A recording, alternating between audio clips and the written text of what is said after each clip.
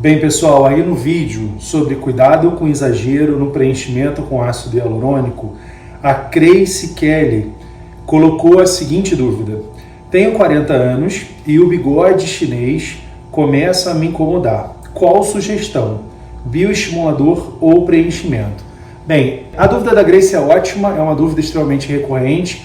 A gente já conversou sobre esse tipo de conteúdo algumas vezes aqui no canal, mas acho sempre muito bem-vindo que a gente volte ao assunto quantas vezes necessárias, quantas vezes isso for necessário, porque de fato o bigode chinês, talvez junto com a linha de marionete e o bulldog, respondam por mais de 85%, 90% das queixas, das condições inestéticas apresentadas num consultório de dermatologia estética, de medicina estética ou de cosmiatria. Quando a Grace coloca que ela tem 40 anos, ela está ali naquele limite, né, em que tecnicamente a gente já considera a pele dela possivelmente uma pele madura. Embora eu não goste dessas receitas de bolo e tenho certeza que a história clínica e o exame físico são fundamentais, indispensáveis, insubstituíveis para que esse diagnóstico seja dado a ela tanto quanto a qualquer outro indivíduo.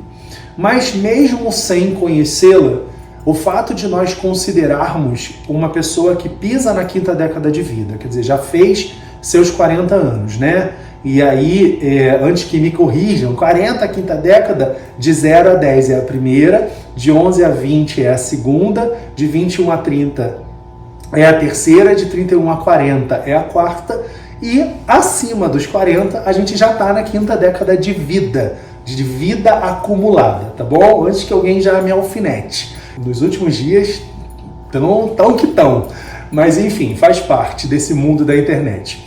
Já avisei que vai dar merda isso. Voltando então à questão da Grace. Passados os 40 anos, a gente tecnicamente já pode considerar essa pele uma pele madura. E aí a expressão desse bigodinho chinês ser uma manifestação concreta e objetiva do derretimento da face, que pode ainda não ser um derretimento global, ele ainda não pode ainda não ser e deve ainda não ser aos 40 anos nada moderado a severo, mas leve a moderado. Mas mesmo que leve a moderado, ela tem todo o direito de se sentir desconfortável e gostaria, portanto, de entender o que é mais preventivo, o preenchimento ou os bioestimuladores. Eu acho essa uma resposta bastante difícil de ser dada, especialmente quando, e aí eu preciso usar palavras fortes, do exercício antiético e da irresponsabilidade de não atendendo-a fisicamente, né, vendo-a pessoalmente, não examinando, não sentindo essa pele, não testando, né, a flacidez, o grau de flacidez, o tipo de face dela, os seus hábitos, o que de história ela conta, que corrobora para essa flacidez, ou que suaviza ou atenua, que hábitos estéticos, dermatológicos ela já coleciona, enfim. Ainda assim, eu acharia muito difícil determinar aqui porque tanto o preenchimento, e aí a gente está falando de preenchimentos justaperiosteais, né? Preenchimentos que num plano quase ósseo visariam um reposicionamento, tá? Eu gosto muito dessa ideia de falar no preenchimento como revolumização de contornos e volumes da juventude. Tenho usado muito esse termo porque eu acho que ele é muito autoexplicativo, ele foge desse valor pejorativo com o qual a gente veio tratando os ácidos hialurônicos ao longo dos últimos anos, com a famosa harmonização facial, que para algumas pessoas harmonizou, para outras demonizou. Tenho toda a liberdade de falar isso, e acho que todos concordam aqui, né, sem tirar nem pôr. Mas nesse caso específico do bigode chinês, lembrar que, a não ser que ele esteja muito, muito levinho, a gente começar atuando exatamente sob essa ruga, digamos assim, sob essa depressão. Então eu vir com uma cânula e dar uma atenuada, uma suavizada, de modo a deixar ele mais rasinho, mais levinho. Isso em casos muito iniciais, muito leves e pacientes, obviamente, jovens, que ainda tem uma estrutura global boa, e talvez por hábitos ou por anatomia, a maneira como fala, como mastiga, como se comunica, já está ali comprometendo e fazendo esse parênteses, né? Um parênteses que abre e fecha. Caso contrário, na grande maioria das vezes, a gente vai pensar em ácidos hialurônicos colocados na topografia óssea da região malar e da região zigomática, né? Essa continuidade aqui desse ossinho, ó. É só bater aqui que todo mundo vai sentir um ossinho mais altinho. Então a gente vai lá e revolumiza essa convexidade de modo que ela, ó, ela puxa um pouquinho a nossa pele, ela reposiciona um pouquinho, ó. Olha lá para o meu bigode chinês, ó. Ela reposiciona um pouquinho. E aí você vai lá e coloca também aqui no fundo, perto da raiz do dente canino, também ácido hialurônico, lembrando que esse nível de aplicação, ele é um nível avançado, porque existem riscos, já que estruturas nobres estão passando por ali, e a gente precisa considerar as artérias que, acidentalmente abordadas, elas vão responder por quadros graves de embolia, com, infelizmente, isquemia e necrose dos tecidos. Então, esses são níveis muito avançados na abordagem com preenchimento com ácido hialurônico, mas eu não tenho como não dizer que o ácido hialurônico seria talvez um dos primeiros, ó, puxou aqui e deu uma aliviada nesse fundo aqui, deixou ele um pouco mais raso, você já atenuou o bigode chinês.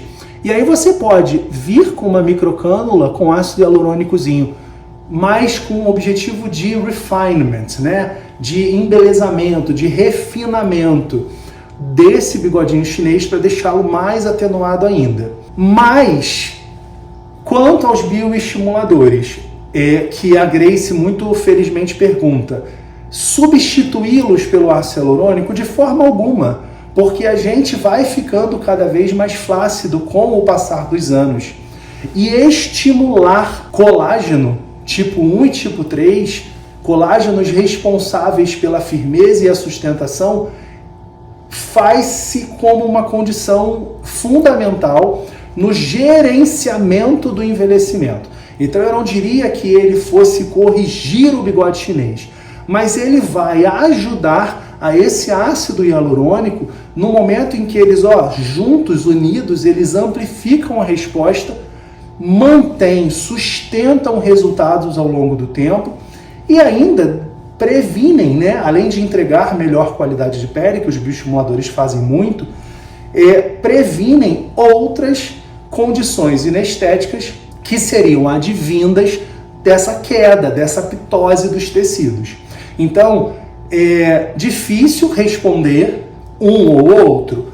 Talvez eu diria que o mais acertado numa boa quantidade de pacientes, para uma boa quantidade de pacientes, fosse mesmo começar com ácido hialurônico.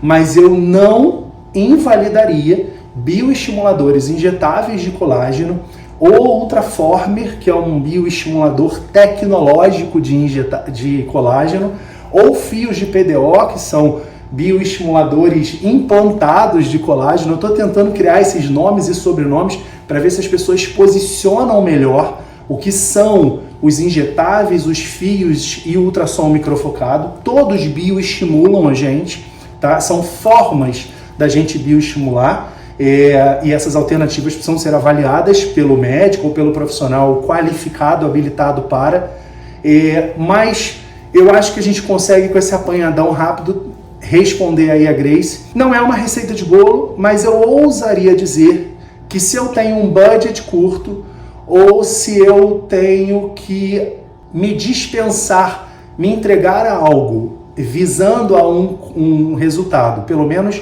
um pouco mais rápido, eu diria que o preenchimento com ácido hialurônico. Mas eu não invalidaria que os bioestimuladores de colágeno fizessem parte do plano de tratamento de todo e qualquer indivíduo que pisa na 5ª década de vida, tá certo? Grace, obrigado, excelente dúvida. Até semana que vem e juízo com a pele.